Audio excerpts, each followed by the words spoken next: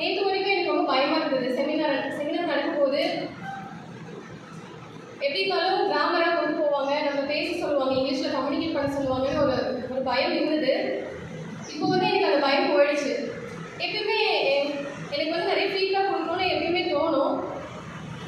But எனக்கு அந்த hesitation இருந்துகிட்டே இருக்கும். தப்பாக பேசிடுவோமோ அப்படின்னு ஒரு பயம் இருக்கும். ஸோ அதனாலே நான் முன்னாடி வரமாட்டேன். அதே மாதிரி இங்கிலீஷில் கம்யூனிகேட் பண்ணும்போது எனக்குள்ளே நானே ஃப்ளூயண்ட்டாக எனக்கு வரும். பட் மற்றவங்க கூட பேசும்போது ஒரு ஸ்டேஜில் பேசும்போது I can not speak fluently in English. அது எனக்கு ஒரு மைனஸ் பாயிண்டாக இருந்தது. நானும் மேம் சொன்ன மாதிரி 12th வரைக்குமே தமிழ் மீடியம் ஸ்டூடெண்ட் தான். Then I choose to study English literature because I inspired by my 12th standard English teacher.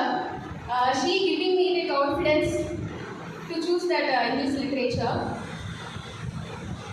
இப்போ மேம் பார்க்கும்போது எனக்கு இன்னுமே இன்ஸ்பிரேஷன் ஆகிடுச்சு.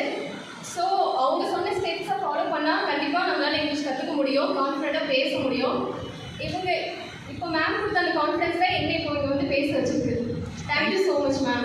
Thank you so much.